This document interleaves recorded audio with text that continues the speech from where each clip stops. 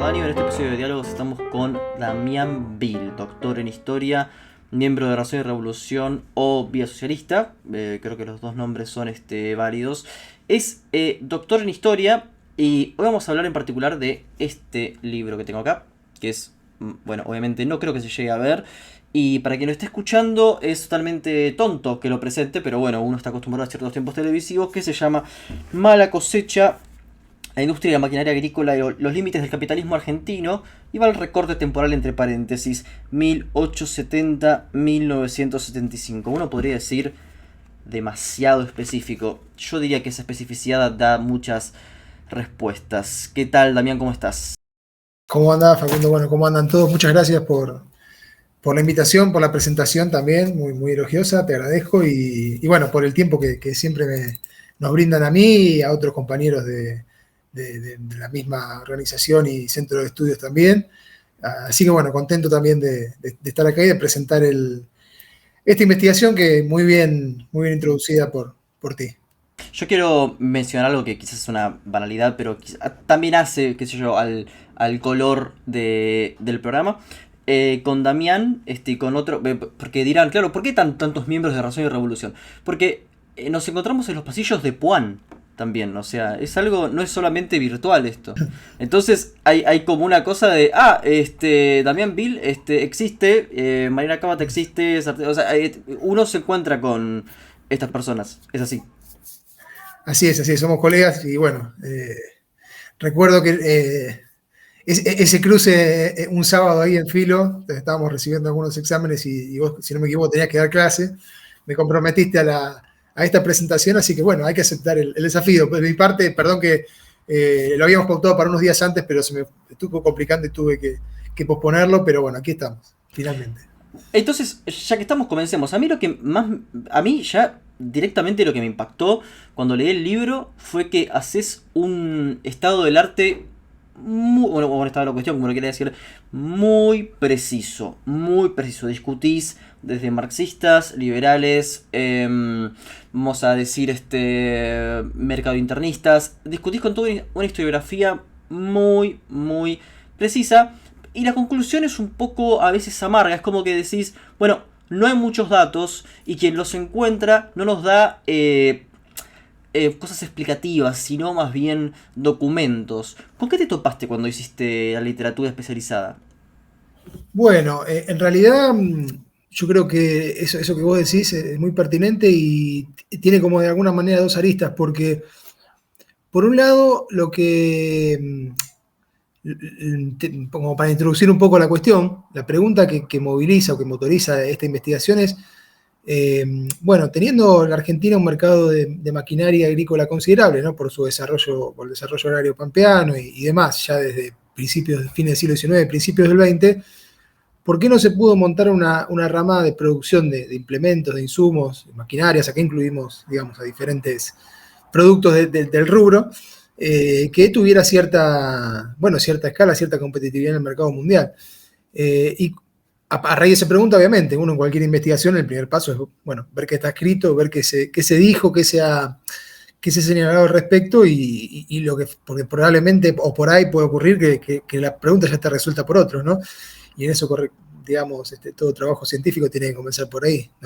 No es justo duplicar trabajo o embarcarse en algo que ya está de alguna forma resuelto o casi resuelto y no amerita ninguna investigación profunda. Cuando nos ponemos a revisar la bibliografía existente y demás, nos encontramos justamente con lo que vos señalás, que no hay trabajos de este tipo, por lo menos, que traten de dar una explicación, más allá del periodo y demás, que después, si querés, nos introducimos un poco a los porqués, que vos lo señalabas en el título.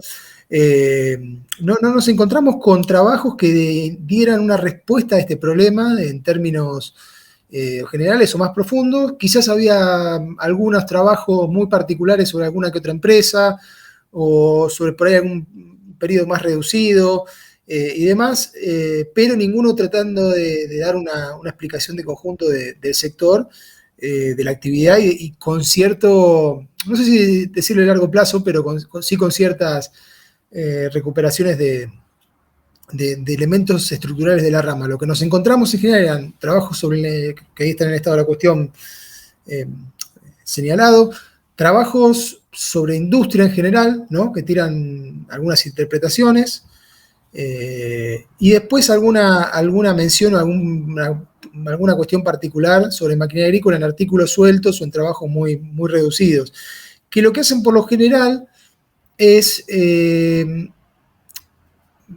digamos, explicar los límites de la rama, y eso también quisimos discutir con un poco más de detalle, a partir, digamos, de las explicaciones que por ahí conocemos en la historiografía, se quiere, más corriente o más conocida, sea la falta de empresarios innovadores, o sea, una cuestión, se quiere, más de comportamiento empresario, o la falta de estímulos desde el Estado en comparación quizás con otros países.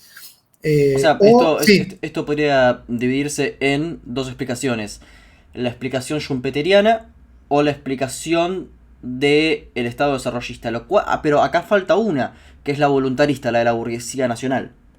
claro, yo ahí podríamos incorporar de alguna manera en la idea del empresario, de la falta del empresario innovador, más vinculada a raíz schumpeteriana, por ahí es Barser y demás, o incluso el propio, bueno, Noftef, toda la gente que ha trabajado desarrollo tecnológico, que señalan por ahí una falta de incentivos de esta burguesía nacional que nace ya por ahí oligopólica o con ganancias fáciles y demás, entonces no invierte.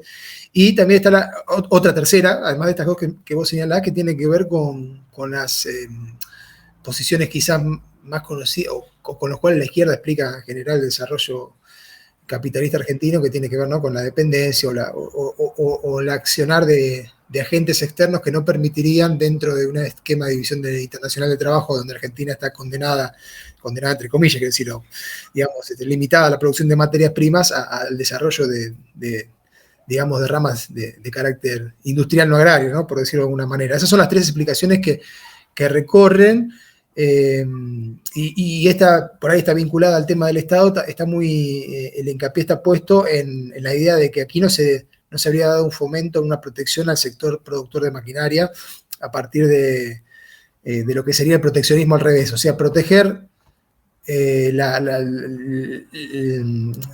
grabar, digamos, con aranceles elevados a lo que podrían ser los insumos, el acero, el hierro, y liberar de derecho la importación de maquinarias. Esas en general son las explicaciones. Cuando avanzamos en la investigación, bueno, vamos a ver que estas cuestiones comienzan a ponerse en contradicción y encontramos otros elementos. No sé si, bueno, paso a eso o si querés vos.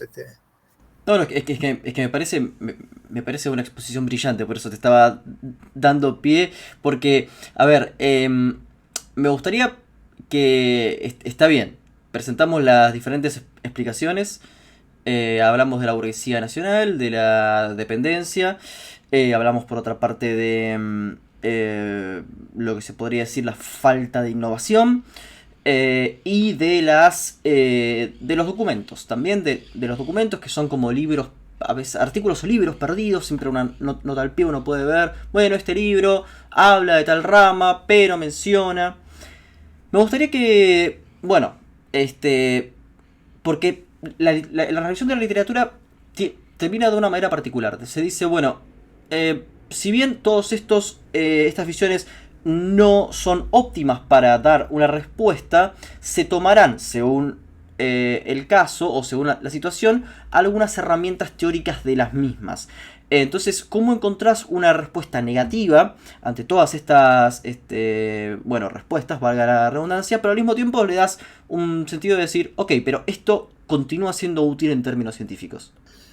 Sí, yo creo que eso que señalas vos, me parece interesante rescatarlo en un mundo también donde a veces, quiero decir, un mundo en un espacio, ¿no?, donde es el académico, donde a veces prima mucho también la mezquindad y cierto egoísmo, ¿no? O en el sentido de no darle lugar, de no darle espacio a otras posiciones o a otros avances, o ningunearlos. Nos pasa mucho a nosotros en discusiones con otros investigadores, y hemos hecho como vos señalabas, hemos hecho un camino que puede estar bien, puede estar mal, pero creo que con trabajo serio, y muchas veces dentro de los campos que trabajamos somos ninguneados por los especialistas o por la gente que trabaja esas cuestiones. Me parece que tampoco así avanza el conocimiento científico. Lo bueno quizás de estos autores con los que yo discuto con varios, hasta incluso algunos que son contemporáneos y también son docentes de filo, y muchos personajes que aparecen ahí, incluso a los que yo les tengo aprecio personal, está Pablo Volkin, por ejemplo, u otros más, que me parece que a pesar de que yo no coincida con su interpretación de por qué los límites, ¿no?, que tienen que ver con esto que mencionamos recién, sí aportan datos interesantes y ciertas interpretaciones a las cuales no habría que descuidar. Por ejemplo, parece que, bueno, el caso también de Marcelo Ruggier, discuto algunas cuestiones vinculadas al desarrollo del mercado o de la producción local de cosechadoras, también aporta una serie de interesantes elementos vinculados al desarrollo en el segundo periodo, también con datos fácticos, y eso, digamos, es saludable y me parece que hay que destacarlo, más allá que uno obviamente pueda discutir, ¿no?, las ciertas interpretaciones o por ahí la matriz más general de análisis. En ese sentido, una cosa que me olvidé en tu pregunta anterior, pero que tiene mucho que ver con esto, lo que sí hay sobre el sector, y para no, digamos, hacer esto que yo decía, de que no parezca que estoy ninguneando, lo que sí hay sobre el sector, al contrario, ¿no?, tengo un agradecimiento también muy grande por esos trabajos, y de hecho he conocido a una de esas personas. Son muchos de historiadores, se quiere, entre comillas, aficionados, por ahí que no son de la academia, que hacen reconstrucción, claro, muy descriptiva. O sea, ya han analizado, ya han hecho entrevistas con las empresas, con los descendientes, muchas empresas ya no existen más, con los descendientes han ido a hacer recopilación de archivos y han hecho historias quizás más tipo de crónica, ¿no?, más descriptivas, pero que brindan muchísimos datos. Me refiero por ahí, bueno, a Tadeo Buratovich, que tuve la suerte de conocer en Arequito, en Santa Fe, y bueno, a José Barrale, que tiene un libro muy interesante se llama Reinas Mecánicas, ¿no?, sobre la historia de la cosechadora argentina, haciendo como una reseña de empresa por empresa, con las fechas principales, los insumos, los inventos o sus productos principales y demás, y que eso, a pesar de que los autores quizás sí deslizan algunas interpretaciones, pero no buscan no son libros que intenten resolver un problema, sino que por ahí son trabajos más descriptivos o de presentación de una historia, si se quiere, más, como decía recién, tipo crónica, digamos, ofrecen un montón de documental y demás que, lamentablemente, en esta rama, a diferencia de otros sectores, además de lo que decía yo en tus preguntas anteriores, con lo que me encontré con la falta por ahí de información y de fuentes o de trabajos, como señalábamos, ¿no?, de trabajos específicos sobre el sector, en cantidad, ¿no? Hay, como señalábamos, pero son muy escasos, son muy pocos los autores que se han preocupado por hacer un análisis relativamente, digamos, profundo o serio del sector, más allá y me refiero en particular a la fabricación, más allá de lo que es el mercado, ¿no?, del consumo, que eso sí está por ahí más trabajado, es decir, bueno, si existió mecanización, si no existió, de dónde, en qué provincia, en qué sector.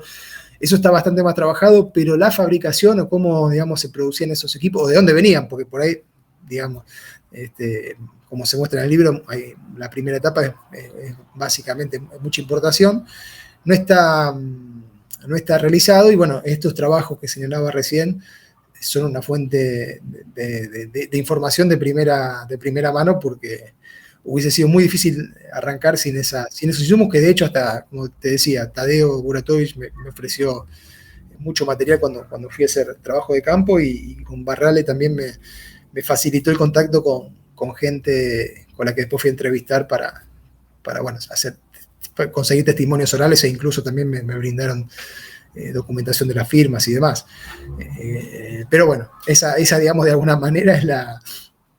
Es el diálogo, pero... Es el diálogo y la reivindicación también de la gente que lo ha trabajado, a pesar de que podamos disentir, ¿no? Me parece que eso es importante, porque también de ahí además, esto que te decía del estado de la cuestión, ahí uno puede ver qué elementos faltan dilucidar o qué interpretaciones uno considera incompletas, quizás, o algunas pueden tener algunas líneas que uno considere válidas o atendibles, pero sin ese trabajo previo es imposible, digamos, desarrollar, porque además hasta incluso eso enriquece la propia, digamos, el propio trabajo de uno, decir, bueno, este autor fue por esta línea, convendría explorarla, o a este le falta esto, pero lo que dice sobre este otro ítem es relevante, y me parece que ahí también así se construye. Creo que en ese diálogo, como señalás, también se construye el libro, no es tendrá algunas cosas propias mías o del equipo de trabajo nuestro, pero nunca es 100% original, ¿no?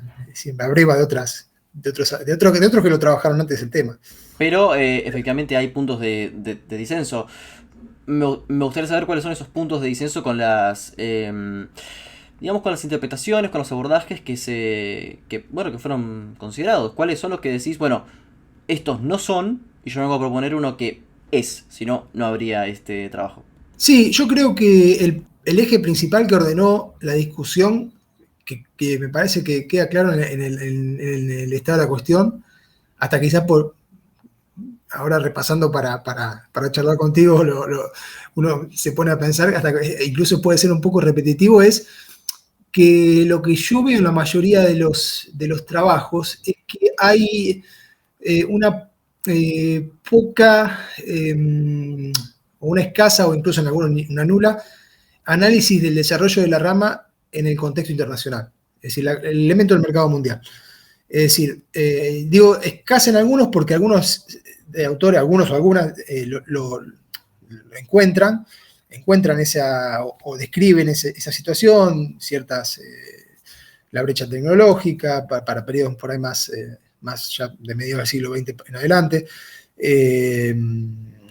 la existencia de importaciones previas de otros países cuando todavía aquí no había surgido la actividad, pero después en las interpretaciones finales termina omitiéndose y todas quedan resumidas los problemas a elementos internos. Esto que decíamos recién, el tema de que los empresarios tenían poca capacidad de innovación o que el Estado no apoyó lo suficiente, no encontró la forma de apoyar, o los elementos externos son más políticos y no económicos, es decir, esto de que decíamos, de que el imperialismo, digamos, las fuerzas extranjeras impiden de alguna manera política que se desarrolle la actividad y no como vamos a describir un poco en el libro, como consecuencia de una propia dinámica económica y de que la producción argentina comienza tardíamente, cuando el mercado mundial ya está casi ocupado, y no políticamente, sino básicamente por cuestiones, digamos, por dinámicas económicas, por los grandes productores mundiales. Yo encuentro eso. Después, una crítica que también deslizo ahí en el estado de la cuestión, en muchos de estos casos hay quizás, sobre todo los que estudian historias de empresa, una excesiva énfasis en las trayectorias innovativas, en las trayectorias de capitales individuales, pero como escindidos de la competencia. Entonces, bueno, el mayor o menor éxito se debería a la capacidad de ese empresario de innovar, esto que decíamos, por ejemplo, más de raíz schumpeteriana, y después se encontraría bloqueado porque el Estado no lo apoya lo suficiente, por alguna otra circunstancia, pero no está recuperada la dinámica global de la competencia y las problemáticas que hacen a eso. Y otro punto que tiene que ver con lo primero que mencionaba, yo estoy tirando así como me parece las principales, ¿no?, posiciones. Otro punto tiene que ver con la idea de que hacia los años 70 hay una potencialidad exportadora de la actividad que se va, digamos, a ver clausurada por el golpe del 76, pero otra vez, analizando la competencia internacional, lo que yo voy a observar, hay un capítulo final dedicado a eso, es que esa potencialidad exportadora que se pretendía, cuando se recupera, cuando se introduce el problema del mercado mundial, se va a ver que en realidad están todos exportando y la Argentina exporta más de su producción, pero en términos mundiales su participación decrece. O sea, hay otros que están exportando más aún. No es un fenómeno, y esto tiene que ver con eso, como cuando se deja de observar, digamos, la dinámica más general de la competencia o del mercado mundial, se pierde, o se sacan conclusiones que a mi juicio son erróneas, porque si uno, digamos, si recuperas la dinámica más general, lo que ves en realidad no es que la Argentina crece en participación, sino que exporta como están exportando todos y decrece en participación. O sea, hay un problema que, bueno, queda para analizar en futuros trabajos, pero si la interpretación es errónea. Y después hay cuestiones también empíricas que discuto, y esto por ahí volviendo a principio del siglo, la idea de esto de que aquí había esto que señalaba el proteccionismo al revés, un libre cambio y demás. Cuando uno ve los aranceles o las tarifas de importación, puede decir, bueno, puede ser, Pero yo me tomé el trabajo de analizar el anuario de comercio exterior y demás. Después, si querés, charlamos también de la fuente a la que recurrí, que tuvo un periplo muy, muy interesante. Y lo que ahí se observa en realidad es que esa idea de que entraban libre derecho los equipos y grabadas los materiales es discutible. Es discutible porque, primero, que los equipos tienen derechos, van cambiando. En algunos años, algunos entran libres de derechos, pero en general tienen entre un 5 o un 15, dependiendo del año. Después la crisis del 30 más, eso es una situación particular.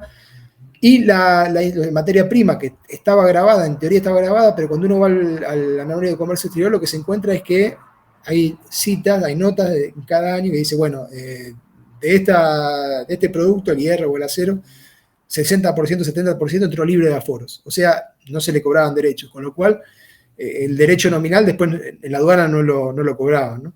Bueno, entonces me encontré con alguna serie de elementos que, por lo menos en el sector de maquinaria agrícola, que eso me parece por ahí algo a rescatar también del abordaje que hacemos nosotros, que tratamos de no sacar conclusiones generales digamos, de la nada. Sí, hay algunas hipótesis de cómo funciona el capitalismo en Argentina y demás, pero tratamos, digamos, de ir respondiendo las diferentes interrogantes por rama de producción, ¿no?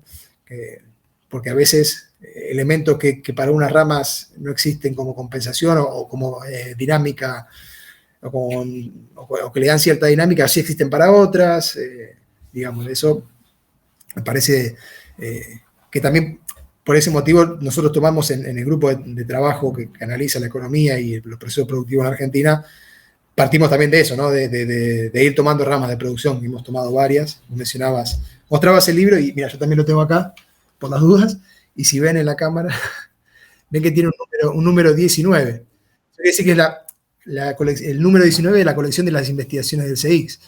Y en ese, bueno, hay libros sobre diferentes temáticas, pero muchos de esos son de economía, procesos de trabajo, competitividad internacional de sectores.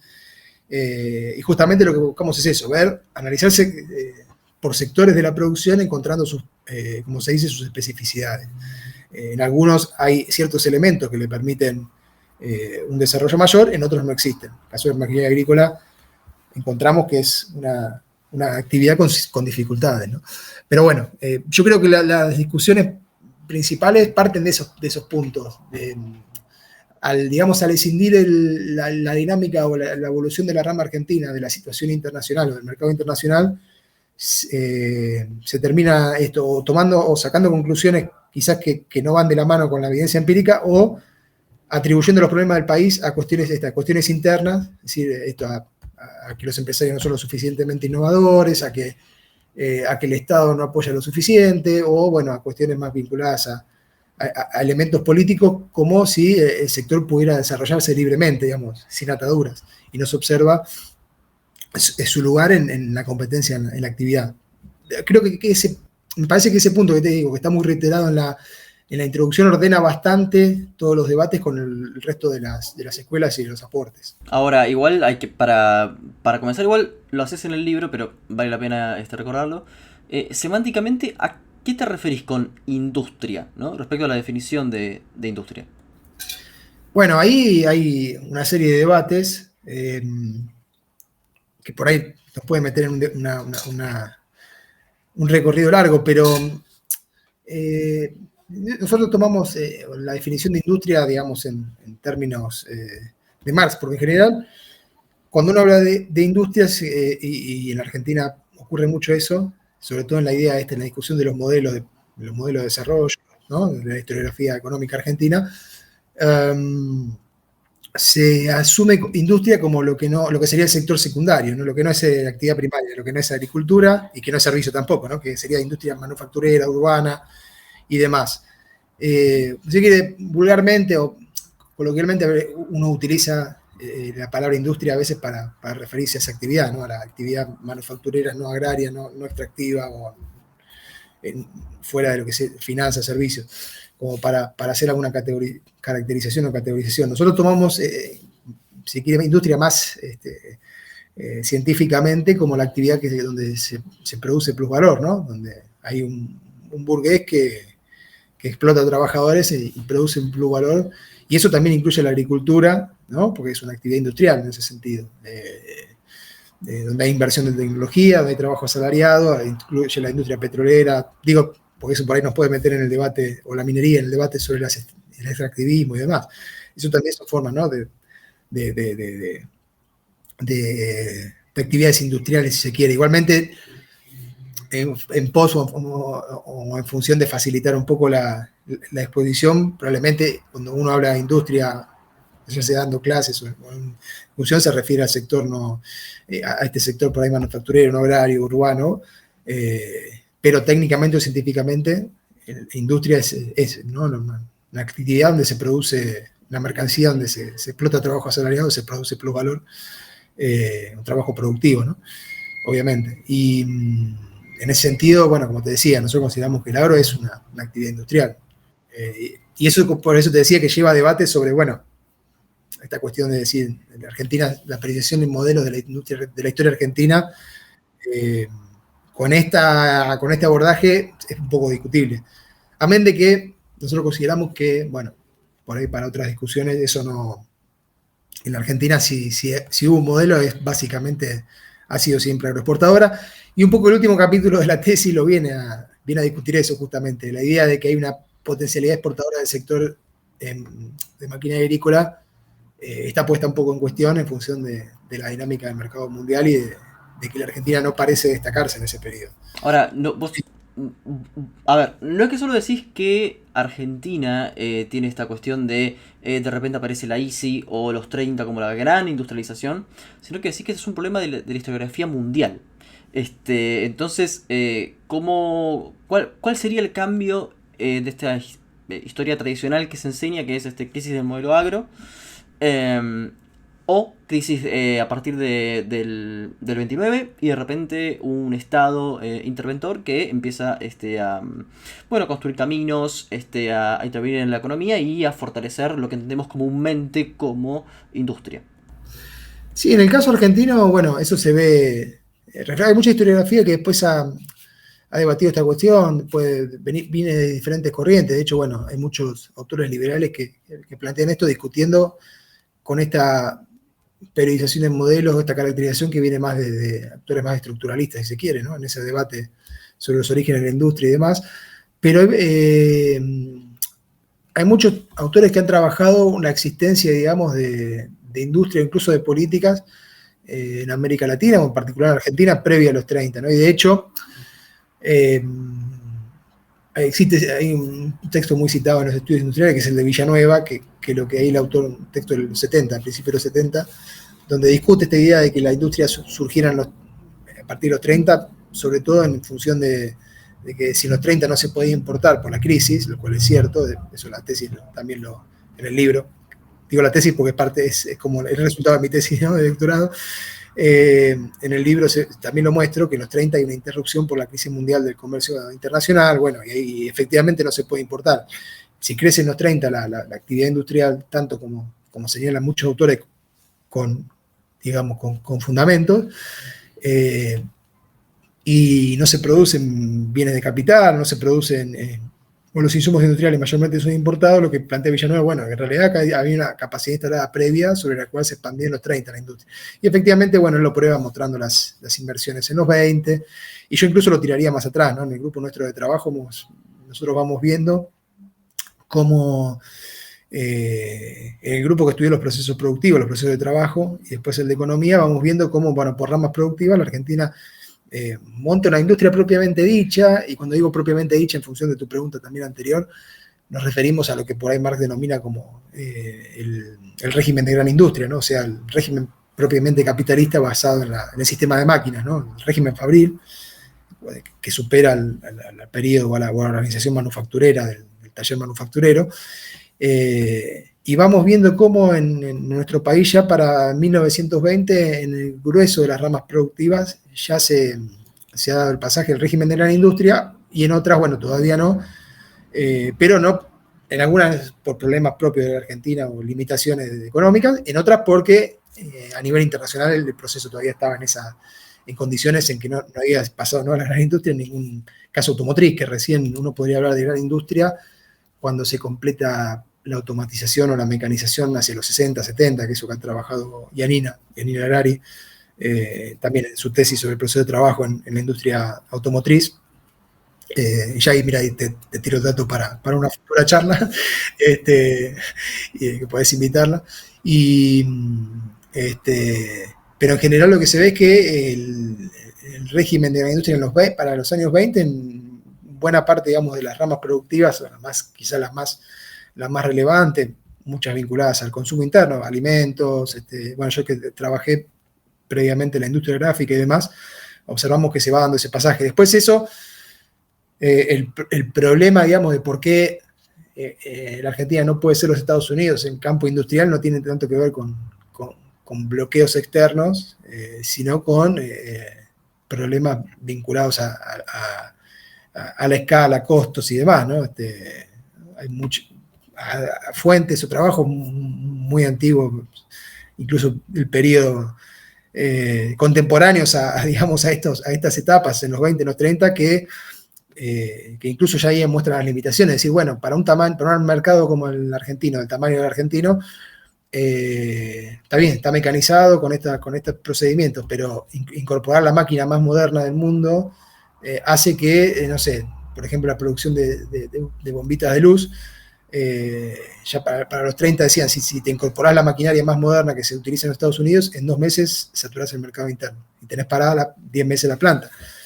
Si no podés exportar, o sea, si no podés ampliar tu mercado, ahí tenés un límite. Eso es lo que pasa también en la industria automotriz más recientemente, y vamos a verlo también en maquinaria. Eso es interesante por ahí para introducirnos un poquito en el tema de maquinaria agrícola. Y en realidad esto en función de por ahí de tu pregunta, lo que se observa en Argentina, que en realidad la dinámica económica, por ahí, esto da para otra charla, o incluso por ahí con Eduardo, la dinámica de la economía argentina sigue, si bien como señalas vos, aparece un sector industrial poderoso en comparación a otros países de América Latina. Hay una participación del Estado vinculada a una serie de dinámicas y demás.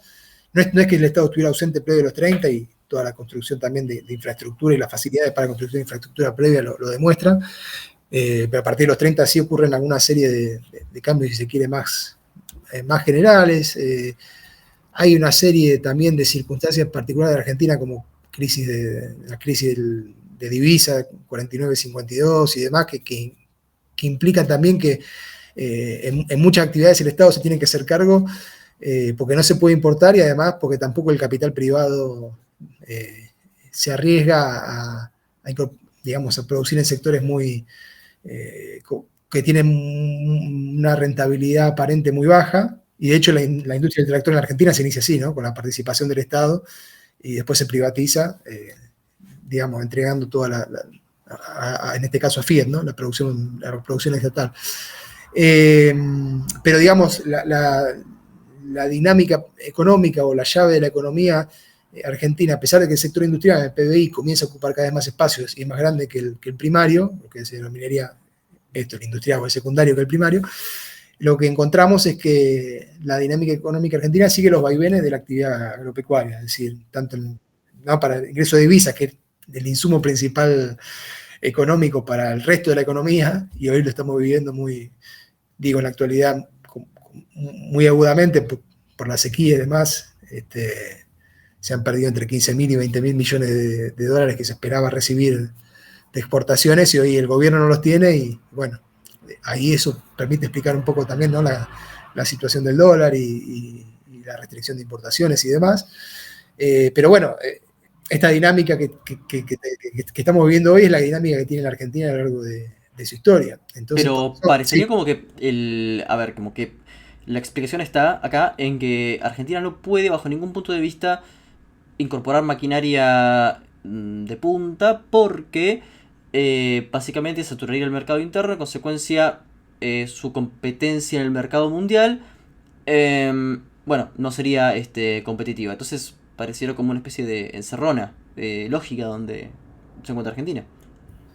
Bueno, es que efectivamente la gran industria, al revolucionar el proceso productivo, precisa una constante pasión de los mercados. O sea, si vos no expandís los mercados, efectivamente ocurre lo que señalas vos. La actividad vamos a hablar de actividad industrial como sector no agrario o no primario, claro, se encuentra, encuentra ese límite y lo que termina ocurriendo es que a medida que al no poder superar, chocar con el mercado interno, no lo puede superar y cada vez se va retrasando más en la competencia. Entonces cada vez necesita más subsidios, más formas, digamos, de sostenimiento, etcétera, lo cual también genera un ralentizamiento de toda la economía. Algunos sectores lo superan, o algunos países lo superan. Por ejemplo, siempre señalamos el caso, no sé, de sudeste asiático, de China.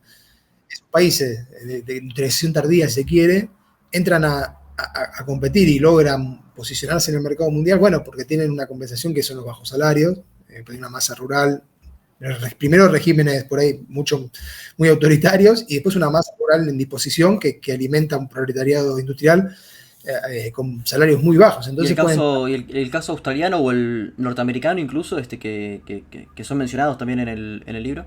En el libro, bueno, el caso australiano, yo estoy hablando en general, Australia en realidad es muy parecido a la Argentina y reemplaza, cuando la Argentina pierde ese vínculo con Gran Bretaña y esta dinámica de exportación de materias primas, Australia lo puede reemplazar por el vínculo con Japón y luego con China como productor de hierro. Entonces, tiene una capacidad, digamos, de alguna manera de encontrar su socio comercial y de mantener cierto, ¿no?, caudal de exportaciones que la Argentina pierde y encuentra en dificultades. Con lo cual, bueno, ahí tenemos parte de la explicación de las trayectorias diferentes. En el caso, digamos, particular de maquinaria agrícola, lo que encontramos es que Australia tiene un desarrollo quizás un poco más interesante que el de la Argentina, con la fábrica de la australiana, ¿no?, la Mackay, pero no pasa más allá de los 30, 40, cuando capitales canadienses absorben absorben a la firma. En ese sentido, los dos sectores de maquinaria agrícola en ambos países parecen seguir, digamos, como trayectorias similares en el sentido de que no consiguen hacer pie en el mercado mundial, a pesar de tener mercado interno y dinámica. Incluso Australia tener esta fábrica que llegó a ser incluso en un momento la mayor empleadora de mano de obra en el país. En el caso norteamericano es muy interesante porque yo me encontré cuando hice la investigación, planteamos dentro, digamos, del equipo, y con Eduardo, que fue mi director de la tesis y demás, y con otra gente, la cuestión de, bueno, esto de ver mercado mundial, entonces, ¿qué vamos a hacer? Vamos a analizar el país donde se desarrollan los capitales más importantes de Estados Unidos, ¿no?, de la rama, que van a ser los más importantes. Entonces, me pongo a estudiar la historia del sector en Estados Unidos, y cuando después estudio la Argentina, es, yo no diría calcada, pero los pioneros del sector en la Argentina siguen surgen del mismo origen, estrato social que los pioneros de los Estados Unidos, o sea, y como de una manera muy parecida en su trayectoria. Es decir, John Deere y McCormick, digamos, los pioneros, o dos de los pioneros, por mencionar los dos más importantes en Estados Unidos, acá también tienen a sus contrapartes que, digamos, surgen de una manera muy similar. Claro, estos dos en Estados Unidos surgen en los 30, 40, y acá recién fines de los 70, comienzos de los 80 del siglo XIX, estoy hablando, ¿no? O sea, con 40 años por ahí de retraso. Lo que tenés en Estados Unidos, ¿qué ocurre? Tenés primero una expansión agrícola anterior a la de la Argentina, un mercado interno importante que se hace regional y después nacional, con el vapor primero y con el ferrocarril después.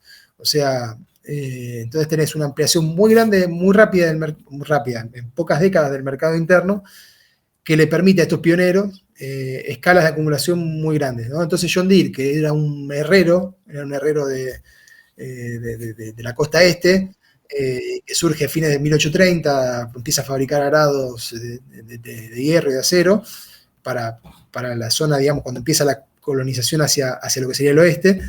Con suelos más duros, los arados importados no servían. Entonces John Deere empieza a hacer arados con mejores capacidades para remover la tierra, tiene aceptación y empieza a crecer.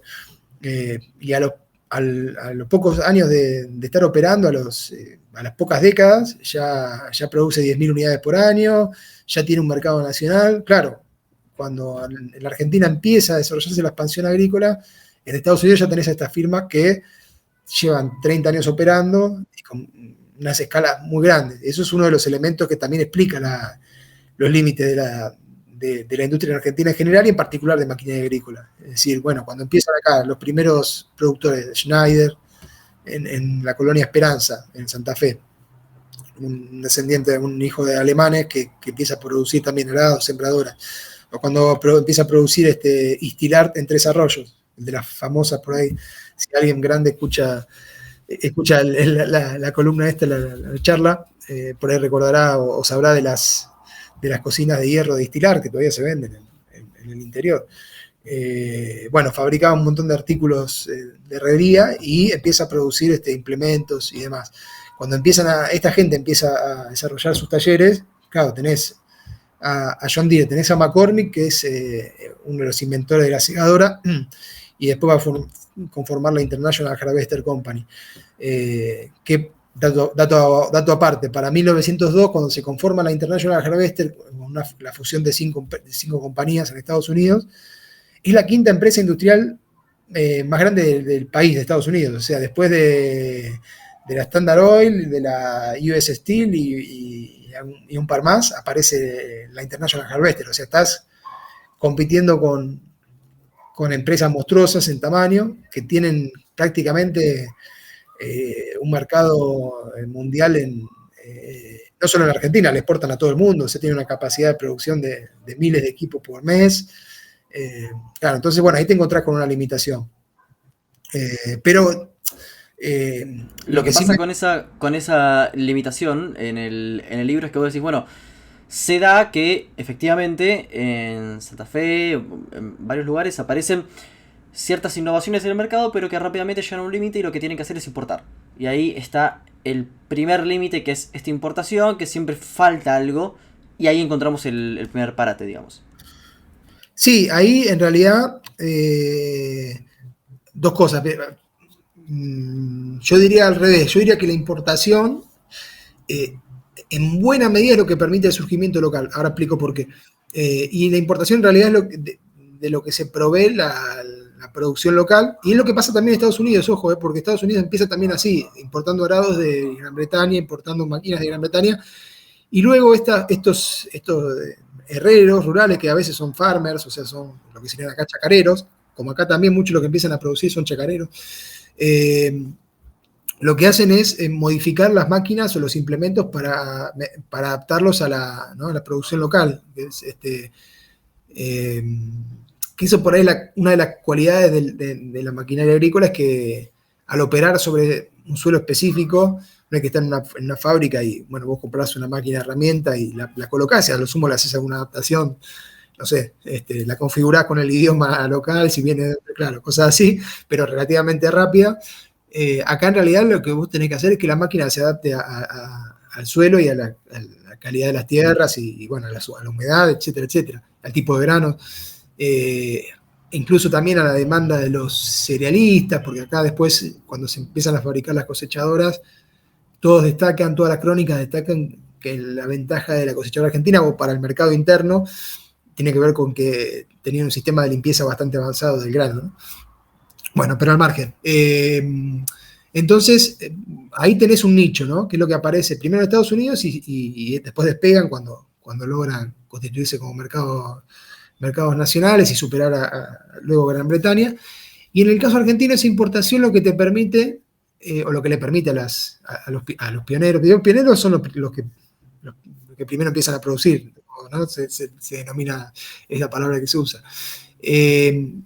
Le permite, tanto en implementos como en cosechadoras, tener como el modelo, ¿no? O sea, porque los primeros productos que fabrican estos primeros que son talleres de herrerías y después se convierten un poquito más en establecimientos, se quiere, industriales o más grandes, son en base a los modelos importados, que incluso hasta ni siquiera es que comienzan a producir de cero. Muchas veces lo que hacen es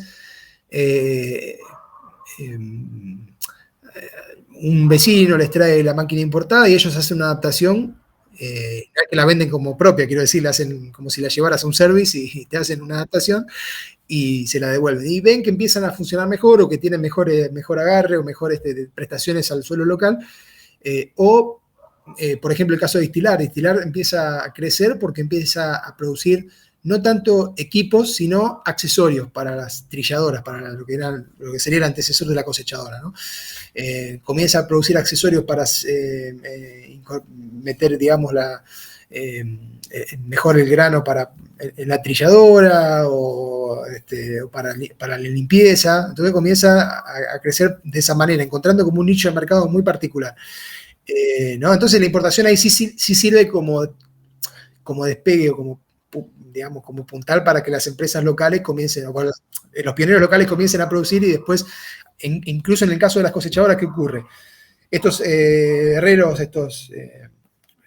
chacareros locales, herreros, comienzan a reparar cosechadoras importadas y después dicen, bueno, en base a esa experiencia y a ese conocimiento adquirido y a las capacidades propias, dicen, bueno, vamos a empezar a producir las nuestras. Y empiezan a producir en base a las importadas, comienzan a producir las propias, ¿no? Entonces la importación te da un campo, un nicho, como se diría. Pero sí es verdad que después te limita porque tenés hasta los 40, yo he hecho la cuenta, de consumo aparente, no se podía ver muy bien. Eso lo tengo, si querés te comparto una figura, ¿sí? Si no molesta. A ver, ahí va. Estoy compartiendo esta. Ahí ustedes pueden ver que, mira, Zenori y Bernardín, que son las dos principales fábricas de cosechadoras del primer periodo, hasta los años, hasta el año 40, hasta la Segunda Guerra, vos tenés que la participación en el mercado interno, acá se ve en el gráfico de la izquierda, las importaciones por unidades están por acá, están en gris, la producción de ellos están en negro. Eso sería un consumo aparente, ¿no? Importaciones más la producción local. Las otras fábricas no las consideré porque no hay estadística detallada, pero suman un porcentaje muy menor. Las más importantes son estas dos, Zenori y Bernardín, que están en la localidad de San Vicente en Santa Fe. Dato interesante también de color, San Vicente llega a ser en la década de los 60, cuando había ya 4 fábricas, si mal no recuerdo, de cosechadoras, la segunda o la tercera ciudad en el mundo de consumo de acero por habitante, porque es una localidad muy pequeña y tenía 3 o 4 firmas de cosechadoras. Era muy llamativo. Y volviendo al gráfico, en el lado derecho lo que ustedes pueden ver es lo que sería la participación del consumo aparente, del consumo aparente en porcentaje. Acá está en cantidad absoluta, en el gráfico izquierdo, y en el gráfico derecho estaría en porcentaje. Como ustedes ven, la producción local comienza a crecer en los 30, como porcentaje, porque baja mucho las importaciones. Ven que en el gráfico de la izquierda pueden ver que del 30 al 37 cae mucho en relación a la década del 20. Después vuelve a crecer un poco y, bueno, con la Segunda Guerra ocurre lo mismo.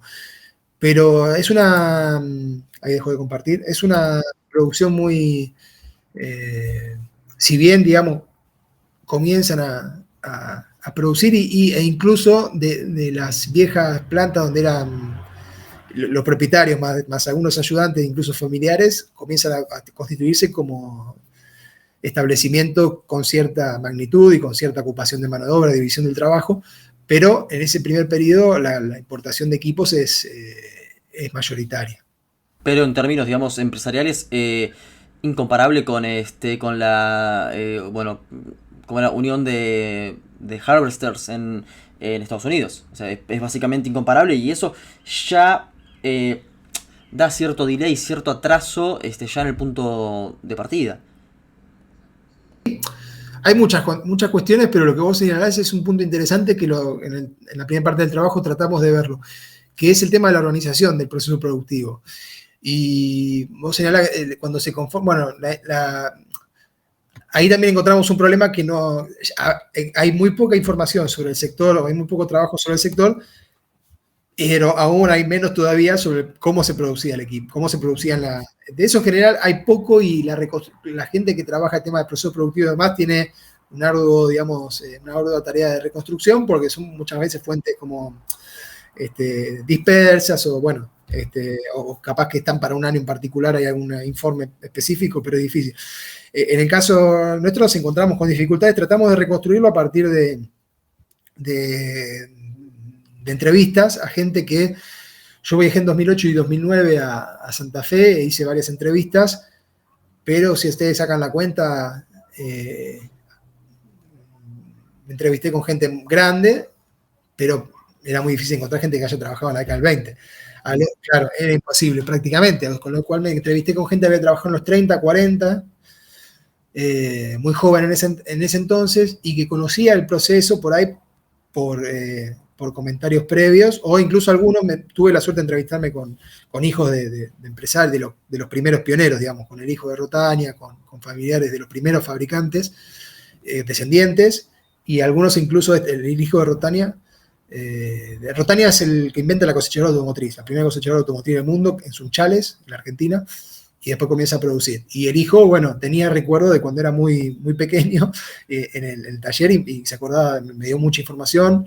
Sí, pero vos señalás muy, digamos, yo creo de manera muy pertinente, los límites de la historia oral también.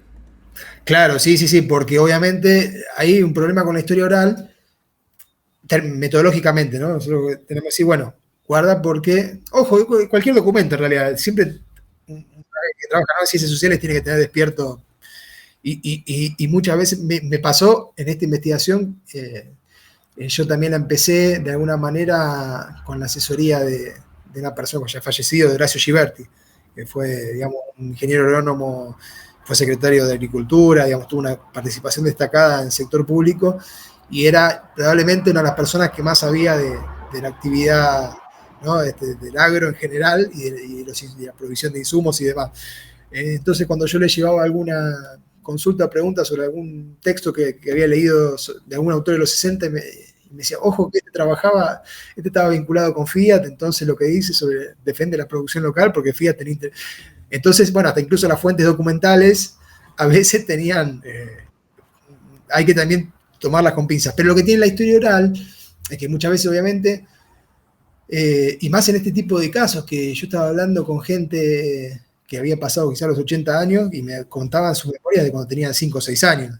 A uno a veces no se acuerda lo que hace la semana pasada y lo que hizo la semana pasada, y bueno, eso a veces, lo que tiene la historia oral es que muchas veces, bueno, la memoria se deteriora o juega malas pasadas, eso está estudiado, no es que digamos, por gente que trabaja el tema con mayores elementos que lo que tenemos nosotros, ¿no?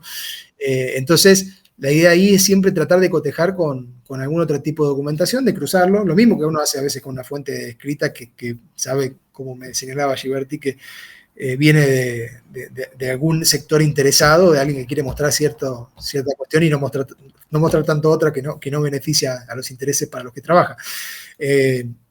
Entonces lo que señalamos ahí, bueno, tratar siempre de cuando uno trabaja con una historia oral, si es que no quiere hacer algo específico de las memorias de las personas, sino como yo, reconstruir un proceso de producción que tiene que específico, donde, bueno, la persona involucrada probablemente no recuerden completamente o me esté contando algunas, como me ha ocurrido, me esté contando no lo que hacía ellos, sino lo que hacían por ahí sus antecesores o cómo le comentaban cómo era el taller previamente, tratar de complementarlo con otras fuentes. En el caso del proceso productivo para la Argentina es muy difícil. Para muchos sectores existen fuentes escritas o descripciones escritas. En el caso de maquinaria agrícola, muy poco. Tuve la suerte también, que agradezco, de conocer a la familia Prosperi en Santa Fe, en San Vicente, en particular a Luciano Prosperi, que me facilitó en su momento. Él trabajaba en el museo de San Vicente y me facilitó mucha documentación escrita, libros de empresas y demás, y también muchas fotografías de lo que eran los establecimientos de ese entonces. Entonces ahí uno, bueno, podía ver la herramienta que se utilizaba, cierta distribución, con lo cual uno puede preguntarle o consultar a gente que ha estudiado temas industriales o del periodo, o más técnicos, sobre la distribución de las plantas y demás, y complementar un poco esas memorias de los antiguos trabajadores con por lo menos imágenes o algunas fuentes escritas que a mí me sirvieron mucho.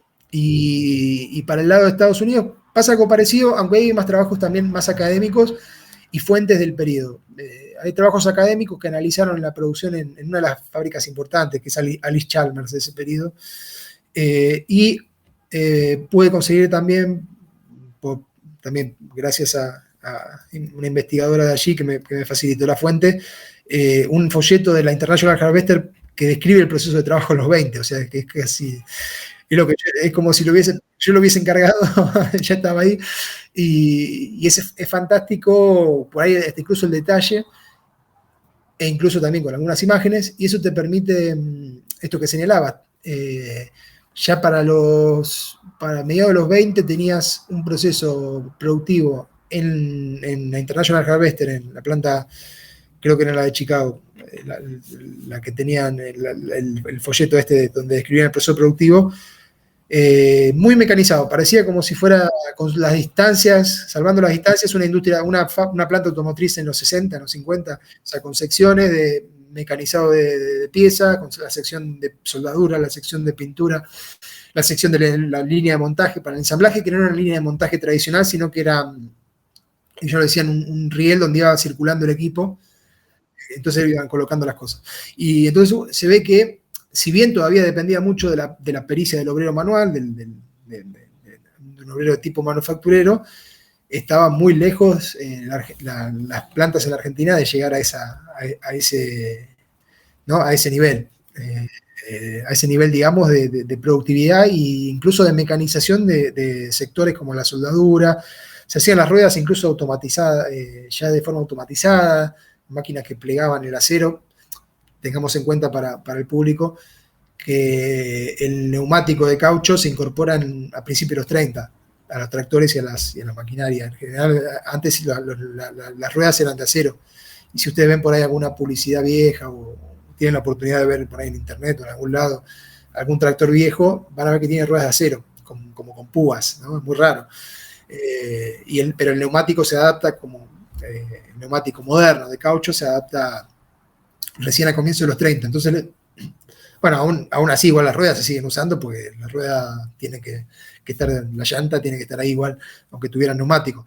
Pero de todas formas, ya en los 20 la producción de la rueda estaba automatizada, con una plegadora de acero, una soldadora automática, y un montón de secciones tenían un nivel, digamos, que permitían hacer varios miles de piezas por día, de piezas pequeñas, tuercas, tornillos, pero que aquí en Argentina todavía no. Eso recién tenés una estructura similar del proceso productivo en los 60. Estructura, no te digo productividad, la estructura, digamos, de la planta y cierto equipamiento de máquinas, herramientas, recién lo vas a tener acá en los 60. Ahí, bueno, esto que señalas vos, ¿no? Tenés una dificultad. Y ahí ya, para los 60, sí, muchos de los entrevistados daban fe de eso, ¿no? Incluso algunos de estos entrevistados que habían sido del lado empresarial, digamos, yo tuve la posibilidad de entrevistar a obreros y después a descendientes de empresarios o a gerentes o a gente que había estado en el plantel directivo, que viajaban, que tenían la posibilidad por ahí de viajar a exposiciones internacionales o a las plantas en Estados Unidos, te comentaban esto, sí, que la diferencia era, y de hecho, bueno, trataban de imitar o de tomar nota de las cuestiones técnicas, para ver si se podían implementar aquí. Se intentaron algunos, en la firma esta Senor se intentan algunas, en los 60, algunas modificaciones del proceso productivo, hay algunos avances, pero siempre están bastante retrasados en función en relación a los países líderes. Pero eso básicamente lo que está diciendo es que al mismo tiempo no habían, porque si vos mencionás de nuevo que el agro es el motor de Argentina, vos decías también que en Estados Unidos sí, está bien, el agro era importante, pero había otras, por ejemplo, el petróleo, había otras industrias que al mismo tiempo eran importantes. Entonces parece que el problema sigue siendo el de, bueno, que vos lo criticás, pero esta cuestión de la renta diferencial en Argentina.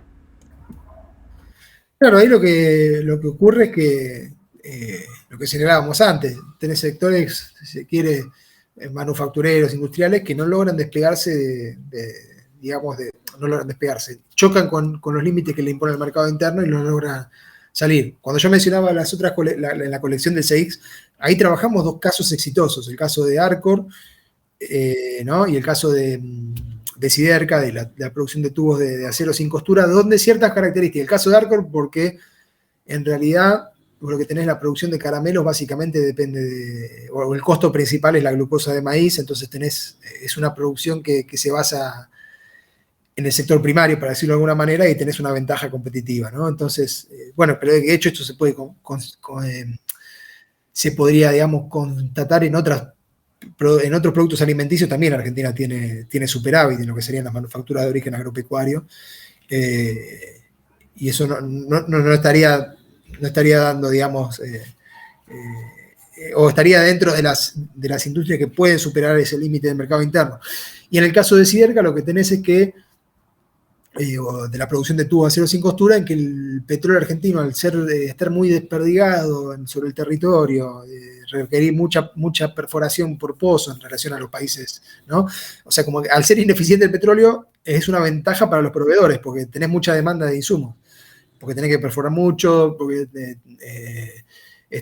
los pozos son más profundos, bueno, etcétera. Eso a Siderca le permite, con una asociación con el Estado, lograr una escala que después le posibilita salir al mercado mundial a competir a partir de, otra vez, y esto por ahí para discutir en otro momento, a partir de la dictadura de los 70, ¿no? Los tipos se pueden renovar, la empresa se puede renovar, se puede modernizar con importación de insumos por la moneda sobrevaluada, y eso les permite saltar al mercado mundial, y además de disciplinada la mano de obra, ¿no? Eso digo por ahí para discutir en otro momento el tema de desindustrialización y demás, o la política de la dictadura, era parte de la política de la burguesía más concentrada, como era Techín, o como es Techín. Pero eso, digamos, esos casos o esas situaciones no son replicables en el resto de las ramas productivas. En el caso por ahí de la metalmecánica nos encontramos con estos límites que vos señalás, que vos, digamos, me haces en la consulta. Son sectores que tienen dificultades, sobre todo.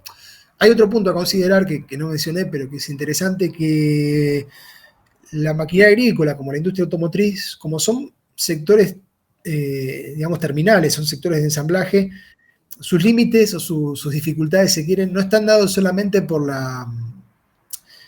su propia dinámica, sino también por todo lo que es la industria auxiliar, ¿no? O sea, todo lo que viene atrás, lo que son los proveedores y demás. Y ahí hay una carencia importante. Pasa en la industria automotriz hoy y pasó en la industria de maquinaria agrícola, donde, y aquí hay otro elemento que, volviendo a las preguntas del comienzo, ¿no? Que decíamos, esto que mencionabas de, bueno, cuáles serían las discusiones o las críticas a la bibliografía, donde muchas veces se plantea como virtud la capacidad inventiva de los industriales nacionales y demás. Y yo en realidad lo marco, bueno, ojo, en realidad no sé si es una virtud, sino que está mostrando los límites. Cuando en los 30 se suspenden las importaciones y crece un poco la producción local, es decir, no crece en función, o sea, no crece por ahí en calidad, sino que crece o se tiene que ir desarrollando con la típica línea argentina de lo atamos con alambre. O sea, se producen máquinas, claro, sacándole partes a tractores viejos o a autos viejos para hacer los equipos. No hay acero, no hay importación de acero, falta de hierro. ¿Y qué hacen? Tienen que comprar, esto me lo decía uno de los descendientes de los Senor, ¿no? Compraban chapas de zinc, que se hacían las chapas para hacer techos, y las tenían que galvanizar, y después eso usaban para las máquinas, que no era el mejor material para, y implicaba un sobrecosto, porque había que tener un proceso de galvanización posterior. Bueno, entonces todas esas limitaciones es como que se van sumando y terminan en el sector de montaje o de armado, que es el de maquinaria agrícola. Entonces vas arrastrando un montón de dificultades vinculadas a estadios previos o a como dice la bibliografía, aguas arriba, aguas abajo de la producción, que terminan impactando en el producto final, ¿no? Porque tenés costos mayores. Muchas veces la carencia o la escasez o la poca calidad de ciertos productos hace que la firma termine integrando la producción de piezas que por ahí no son económicas producirlas, pero ellos tienen más confianza en hacerla, que la haga la propia planta o a pérdida, digamos, a sobrecosto, que encargárselas a un proveedor. Esos son problemas que incluso hasta hoy día se arrastran. Al margen, yo estoy donde, digamos, en mi lugar de trabajo con ISET, teníamos un proyecto que está tratando de analizar la inserción o la confluencia de la maquinaria agrícola hoy con lo que sería todos los dispositivos tecnológicos, ¿no? La agricultura de precisión, la agricultura 4.0. Y tuvimos la oportunidad sí, de hacer entrevistas y de visitar plantas. Y bueno, muchas veces nos cuentan eso, que los proveedores, si bien hay proveedores de calidad, o sea, ha cambiado mucho la estructura industrial también de ese periodo hasta la actualidad, se encuentran muchas veces con estas dificultades de, bueno, todavía hay sectores que no responden del todo bien a la demanda o no logran tener la calidad exigida, lo que obliga también a veces a internalizar producción que capaz no es tan rentable internalizarla, y eso también pasaba en ese momento. Entonces, como señalas vos, en la pregunta, al chocar, digamos, la mayor parte del sector industrial choca con la limitación del mercado interno, y eso te provoca que, bueno, se te amplíe la brecha tecnológica, esos sectores necesitan, digamos, al no llegar a la productividad media, ser compensados, mayor gasto económico. No solo a partir de la renta, porque vos también tenés unos periodos donde la renta diferencial o los ingresos de divisas por exportaciones agropecuarias caen por crisis propia de Argentina, porque se deprime la demanda, porque bajan los precios, por diferentes factores. Entonces lo que empiezan a aparecer son otros mecanismos de compensación, como el endeudamiento externo, la caída de las condiciones de vida de la población, de la inflación, la devaluación monetaria y la inflación. O sea, esto digo en términos generales, más allá del sector nuestro, ¿no? Pero impacta sobre el sector en particular. Que de hecho, bueno, es uno de los que de alguna manera, cuando hacia los 70, 80 va a empezar a quedar en el camino, ¿no? Porque quiebran varias empresas. Aclaro ahí al público, a vos y al público, que esa parte particular no la desarrollé con profundidad. Las tesis cierran en el 75. Porque no solo de cambia luego, bueno, primero que ya era muy extenso el periodo, era un siglo, ¿no? Y después cambian mucho las condiciones mundiales, no solo en la Argentina. Para que se una idea, la International Harvester quiebra en el 85, o sea, esta empresa que era la quinta más grande de Estados Unidos, en el 85 va a quebrar. Va a cambiar mucho la dinámica del mercado, o sea, ahí hay otros elementos para trabajar en otra investigación aparte. Ya era demasiado y iba a implicar quizás una tercera parte del libro que lo iba a hacer un poco Claro, tedioso. pero igual esto, de cualquier manera, lo que está diciendo es que por alguna razón, que es la que me gusta indagar, el límite del capitalismo argentino está en la dependencia de ser un país que tiene empresarios o pioneros que llegaron tarde al desarrollo de una rama, pero por alguna razón el país se concentra en esta rama para poder, para poder competir. ¿Cuál es esa razón? Vos señalás de maquinaria. Exactamente, sí. Sí, yo creo que tiene que ver con una serie de circunstancias que ocurren a partir de los 40, 50, y esto también tiene que ver con una situación internacional. Y ahí lo que mencionás vos. El problema de la Argentina, nosotros tenemos como hipótesis de trabajo, es este carácter tardío, o sea, que llega tarde a muchos sectores donde ya la producción está desarrollada. El carácter, se quiere, acotado, chico, de la escala de acumulación. Y bueno, básicamente esos dos son los problemas principales, y que no tienen forma de compensar eso, salvo su carácter agrario, que a veces le sirve, pero no le alcanza para, como Eduardo en algún momento vaya señalado también por ahí, no sé si en la charla con ustedes, pero lo dice seguido en las clases, dice, bueno, un país que producía 10, 15 millones de toneladas de granos y y una serie de millones de cabezas de ganado a principios del siglo XX podía sostener bien a 7 millones de habitantes. Hoy un país que produce, ¿no? No puede sostener a 50 millones de habitantes con soja y por eso, bueno, ¿no? Los problemas cotidianos de la economía y eso que señalas vos, que es necesario, digamos, que la Argentina tenga otra forma de inserción que a nuestro entender bajo estas relaciones muy poco probable. Pero bueno, eso por ahí para otro debate. Pero en función de lo que señalas vos, hay una serie de elementos. Esto que mencionábamos sobre el tema del Estado. ¿Qué tenés? Digamos, hay dos elementos que golpean mucho la dinámica agraria, que son la crisis, no tanto la dinámica, bueno, sí en particular la producción, pero a lo que nos interesa a nosotros, la producción de insumos. A nosotros en esta charla. En los 30, la crisis del 30, se baja mucho la importación, hay firmas locales que proveen al mercado interno, pero ahí tenés un primer golpe. Y en los 40, la Segunda Guerra.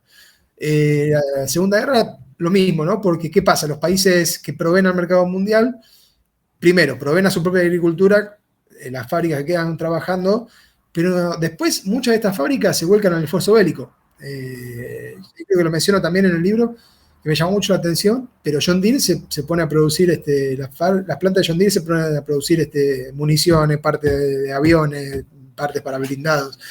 Se utilizan toda esa capacidad industrial para la guerra, y que hasta de hecho John Deere manda un batallón de reclutas, no sé, como de conscriptos, no sé, como que va a participar en la guerra. Entonces, hasta incluso se reduce mucho la producción mundial de esos equipos, con lo cual, bueno, lo que se produce de esos equipos queda para los mercados internos de cada país, para el esfuerzo bélico, y después se reduce mucho. Entonces, ¿qué pasa? Salimos, la Argentina sale de la guerra con un envejecimiento muy grande del parque. Yo no sé si lo tengo a mano, bueno, pero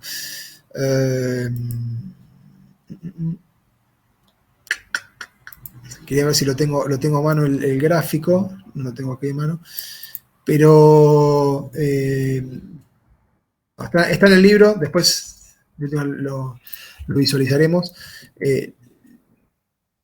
Giberti calculaba que hacia los 50, 60 tenés más del 80% de la cosecha ahora tiene más de 20 años de uso, o sea, están obsoletas.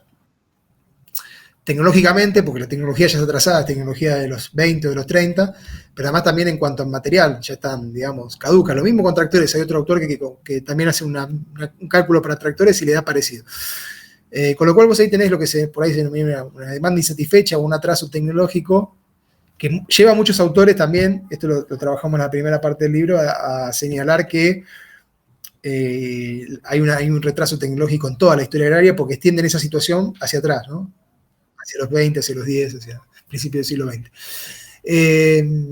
Y en realidad, bueno, vos tenés esa demanda insatisfecha, la importación también se dificulta por problemas internos de Argentina. Hay una crisis de divisa fuerte, entre los 40 y los 50 el agro argentino entra en una crisis, por motivos internos, también por el plan Marshall, porque Estados Unidos, digamos, sale de la guerra con una productividad muy elevada y acapara todos los mercados mundiales. La Argentina pierde muchos mercados, empieza a comerciar con países de segundo orden que no le pagan España, Italia, que no le pagan, finalmente le terminan, digamos, no pagando muy, muy tardíamente las exportaciones, y entonces tenés una crisis ahí que es compensada un poco porque repunta algo la ganadería, pero en general el sector agrícola está con problemas, pero cuando vuelve, digamos, a relanzarse la dinámica, tenés un herramental muy viejo. No tenés divisas para importar, entonces, ¿qué hace? El gobierno de Perón declara de interés nacional la producción local. Entonces da una serie esto lo hace con varias ramas, ¿no? Da una serie de beneficios impositivos y de liberación de tarifas para importar insumos para la producción, que algo se puede importar. Hay mucha relación también con los países de Europa del Este, que vienen algunas unidades de ahí. Y sí se establecen como aranceles y demás a la importación del equipo terminado. Entonces, bueno, se empiezan a producir aquí y el Estado se introduce en la fabricación de tractores y demás. Y ahí que te decía que empieza la producción local. Pasa que digamos, esa primera producción es muy, mm, muy rudimentaria, sobre todo en el Estado, lo que es el famoso tractor Pampa. En realidad es como una copia de un tractor alemán, del Lance, del Bulldog, que ya se había usado en los 30 y ya había sido importante en ese periodo, pero ya estaba obsoleto. Tenía una serie de dificultades. El propio Giberti me comentaba que además, creo que está incluso en la tesis, en el libro, está volcada la información que incluso hasta por la forma de funcionamiento producía accidentes, volcaba. Bueno, pero lo que hace el Estado ahí es abrir la producción de estos equipos, pero luego, como es con IAME, luego lo privatiza, se lo entrega a los privados, en el caso de tractores a Fiat. Y ahí sí comienza digamos, con cierta protección del mercado interno y subsidios a las empresas, comienza la producción local en manos de firmas extranjeras, como pasa con la automotriz, básicamente. Acá en este caso de tractores, ¿no? En el caso de tractores, básicamente tenés producción de firmas extranjeras, Fiat, después viene Massey Ferguson, John Deere, y muchas alemanas que después no existen, desaparecen, Farfan, Hanoma. Es muy parecido también a lo que pasa en Brasil, donde se están casi las mismas firmas, con alguna diferencia. Y comienzan a producir para un mercado interno, pero otra vez, también hicimos la cuenta, el mercado interno argentino consumía cerca de 14.000 unidades por año de tractores, que parece que es una cantidad no despreciable, pero cualquier empresa de Inglaterra o Estados Unidos, cualquier firma individual producía 20.000 unidades para arriba. O sea, ahí ya tenés un problema, ¿no? Porque si vos no podés, e incluso la Argentina logra exportar un poco a países de la región, pero también señalaba, bueno, hubo una pequeña interrupción, señalaba que vos tenías alrededor de 14.000 tractores digamos, de demanda anual, y después sacando Brasil, lo que se podía consumir en América Latina, el resto lo que consumía la región, o por lo menos Sudamérica y parte de Centroamérica, eran entre 9.000 y 10.000 al año. No te daba, aún si la Argentina hubiera logrado acaparar todo eso en su totalidad, esos mercados no le daba para, digamos, a lo sumo hubiera alcanzado una de las empresas pequeñas de Inglaterra o de Estados Unidos. Entonces, bueno, de alguna forma pasa un poco como lo que pasa con la industria automotriz, es decir, vienen empresas internacionales, digamos, producen para el mercado interno, acumulan en función del mercado interno y se limitan a ello, aunque, bueno, después por ciertas circunstancias empiezan a exportar, en función de la propia competencia y la expansión pero no logran salir de eso, ¿no? No por una voluntad, digamos, propia del empresariado, sino porque no logran hacer pie con fuerza en otros mercados, como, bueno, en el último capítulo se muestra. Y en el caso de cosechadoras vos tenés una demanda también de 1.800 unidades aproximadamente anuales, lo que es también muy poco en relación digamos, es importante, pero para lo que estamos hablando, ya para los años 60, 70, es muy poco. Estamos hablando de que había firmas que producían de 5.000 para arriba al año. No te da como una base en la cual, digamos, una empresa local pueda aprovechar esa base con protección y demás, como hicieron otros países con otros sectores, y después lanzarse al mercado mundial.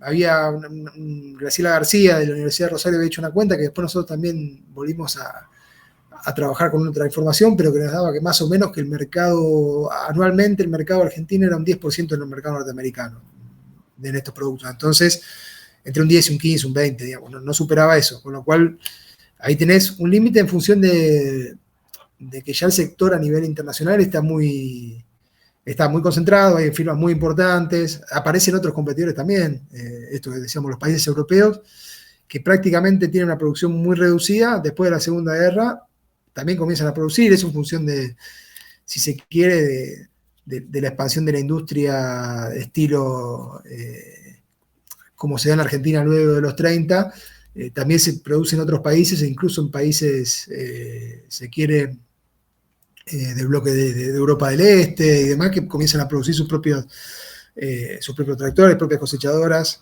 etcétera. De hecho, hay un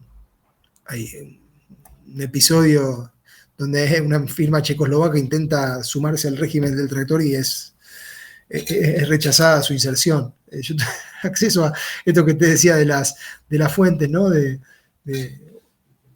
un momento se abrió el archivo Frondizi de la Biblioteca Nacional, que tenía un montón de documentación de Arturo Frondizi y oficial del gobierno de ese entonces, y encontré el pliego de esta firma Zetor de Checoslovaquia, que se rechazaba cuando se abre el régimen del tractor, que es muy parecido al régimen de la industria automotriz, donde las empresas presentan un pliego y se acepta su radicación.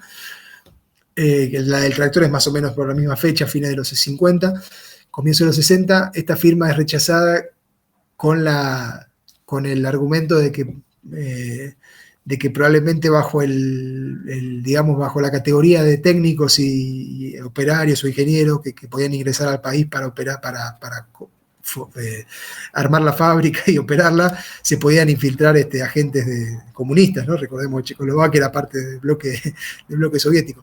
Pero bueno, quiero decir esto, más allá de la anécdota que parece al día de la fecha, bueno, en el contexto de la Guerra Fría era por ahí más entendible, pero esto da cuenta, digamos, de que había una serie de empresas que a nivel mundial comenzaban a producir, también a ocupar sus mercados.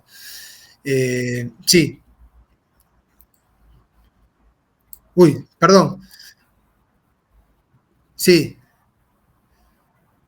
Bueno, y para ir cerrando, a mí lo que me gustaría saber es por qué justamente este periodo nos daría respuestas sobre lo que pasa ahora, por ejemplo.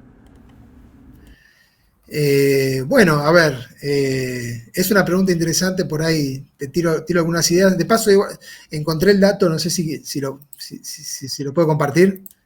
Yo sé que se está haciendo por ahí un poco largo. A ver, uy.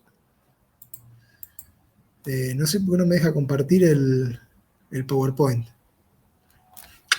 A ver, ahí está, perdón, ahí va.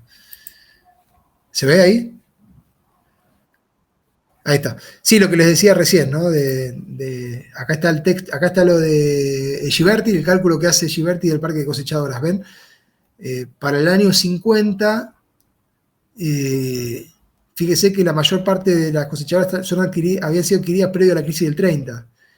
Y si le sumás las que están adquiridas, digamos, que tienen una actividad de 10 a 15 años, te suman casi un 80% del parque. Las más nuevas es un 15%. Entonces, ahí tenés un problema de obsolescencia que pasa similar con tractores. Y coincide con tractores, este es otro de Yosa. El problema es que es similar, ¿no? También no tenés está informado de otra manera en base a censos, pero la situación es similar. Tenés que los considerados fuera de uso por censo van creciendo y recién ustedes ven, ¿no? En el 60 ya con un par de años de producción local, ahí pareciera acomodarse un poco la obsolescencia técnica. Pero bueno, nada, eso era un dato que vinculaba a tu pregunta anterior, que no lo había encontrado y ahora lo pude ubicar. Pero bueno, en función de tu consulta, que me parece, ahí dejé de compartir. En función de tu consulta, de alguna manera, es verdad que